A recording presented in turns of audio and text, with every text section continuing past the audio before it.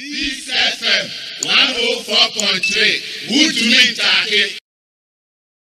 Na say you be airport. Yeah. Una na odi animo. $150 adin sembi briaba. Ampa. Na ebia kasa okoboy pa ne oka na otiase. Na okoboy pa na defend BBC. And common here, dear airport reopening COVID-19. Yes. No positive case recorded since reopening. Any good news, my yes. But what went into? Then I drink the koi move. And then I'm able to do $150 here a day. Casa Bibriaba compare with other countries.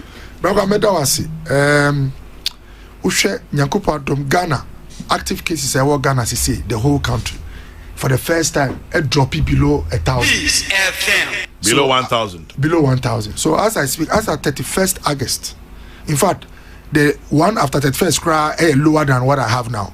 But the last time, the outcome, as at 31st, our total active case count and 904 cases. 904.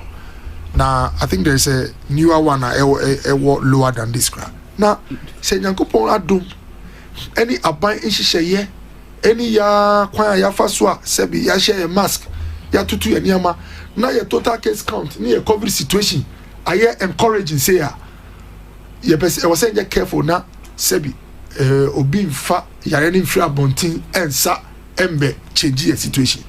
Now me can say the single biggest source of risk for getting the virus still remains people from outside jurisdiction because the one yare no sebi atrapa. Now yare no so anti malaria. COVID-19 is not an endemic disease. And here I work rumor. An imported disease. Just a few people mentioned eba. Now say ya fa or how much you say lockdown. Afa or how much a hit to businesses. I must say your beaches are closed. I must say sebi obe tourism afena sorry kakra. When you na yare every about it by. Now when she say Nyankopon dom situation kama. Now usabe bio airport. Your single most important requirement must be a way of being fire no nyere ensamba Emma. Etibra kwame yet see as a COVID task force chaired by your papa His Excellency President Kufuor with advice from my boss Honorable Kuku Agyeman Niama mienu na here ye pa ye pe testing regime be very accurate in terms of detecting the virus. And two say you yempe tester over 27 hours 8 hours and yes the Nkrofo do be pack your mo kutoka no e okra be incubation for the disease enti quickly no you started looking at omo solution and yenya solution way from South Korea etimi eye the Nkrofo friend antigen test laboratory enye scratch and go anopai manfamba ye waka no na nka medi antibody rapid test ni bi ba Ababy. Me kita eno de etimi ye o studio etimi ye o dem ye o assign anyway eno na e friend RDT uti so bi say we RDT rapid diagnostic test eno I say card bi wo unsa na moja ba na o di 2 hole bi mu a e one line no be chere say o ye positive or negative quick one eno no boy fu etimi ye $1 crowd $2 $3 but sebi eno no enche o say virus no ho the actual presence of soldiers or mokutia virus no the effect antibody presence now obi ye positive for antibody the actual one say nipa we otra wenimi wa share virus no da amen no was soldiers wonu but enche da virus no wonu a any die free no na by the time I open antibody presence no na nipa no anya virus for minimum 3 weeks ama sebe obi open no the amano enti ye bi airport no yenim say ebo na ehwa nkanka ebe ko $2 $3 na odi anu ko ye adwuma se nkrofo 100 kita virus na ebi obe pick only 2 or 3 that 95 and 97 abagana so it was not a good option so what we wanted to do is the nkrofo antigen test ye can antigen tester any tester catch us say positive just say what detecting virus no live e woni pa no Antigen test. Antigen test now PCR is a form of antigen test because it identifies the virus. You can say PCR result is positive. I just say what virus no. Okay. Now PCR sebi cut through processes before Emma the result.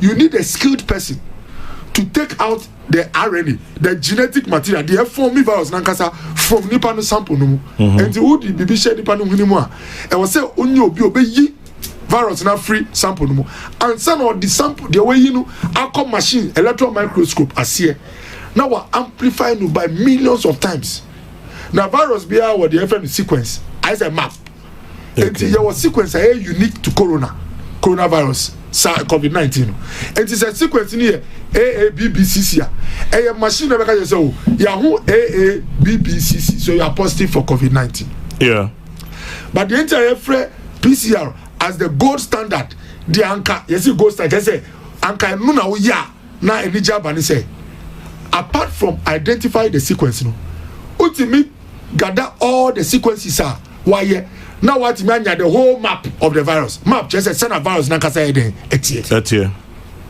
now because you need a skilled person to take out the material and now present under the microscope no say nipa no koye mistake na material na kasa mpia even you can get a negative test it's because of mistakes or error in extracting the material o here drawer o di be yi material na free mu when you na PCR test and take 1 hour or 2 hours no it will call a bit say China omo ya PCR we to about $150 now so was on train for 6 hours and send a results na there aba bra me yes we call Rwanda $75 for PCR now so we had what to bus mo edu call hotel we to our hotel bills now what result no for 1 or 2 nights we to another money.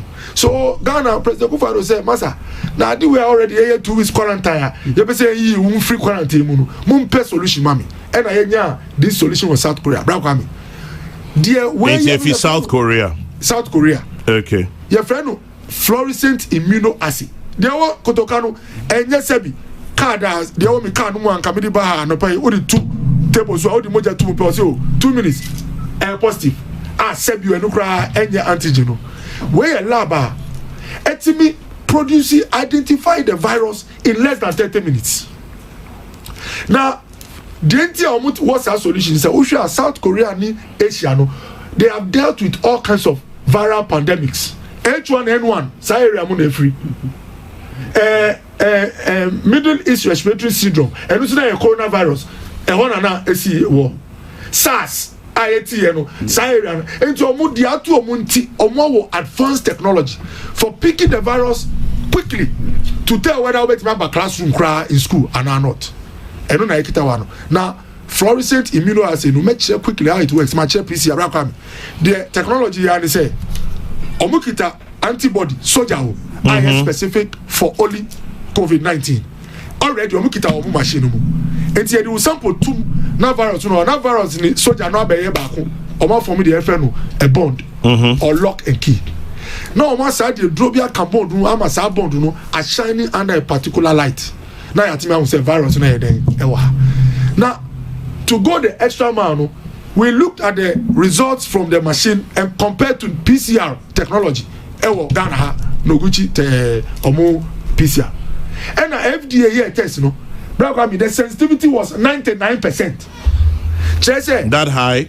Yes. Chese say PCR na yewo ha no etimi identify crofo ha so more virus na o di say ha ni na two machine e wo kotoka etimi identify ni na say o me positive PCR say crofo ha e negative a ono so timi ka say ha ni na e negative na dentia sa quick test na crofo ka say ade na yan for cheap dentia na yan pese be show okra ni say yeah experiments or FDA no look at me some of them yedi samples in for how mu yare omonya ko na severe or UGMC yedi omo sample mo no they were able to pick sometimes as low as 6 out of 100 cases and almost 94 na kan they are negative for COVID-19 in for mu da ICU I from our musuno some of the samples said they are negative and to look at me it's about protecting lives we have to go for this solution opportunity say which identifies the virus the antigen and not the antibody and number 2 it has reliability or accuracy neck to neck with what our PCR installation and guess what you don't have to wait for 1 hour but in 12 minutes okobo emiankasa yimi sample in 12 minutes na me antigen COVID results na aba in 12 minutes but you can't 30 minutes because yeah, you sample no free or what? Maybe a data entry, maybe a small error. So we went for the longest period, which is the 30 minutes. Peace FM 104.3. Who to meet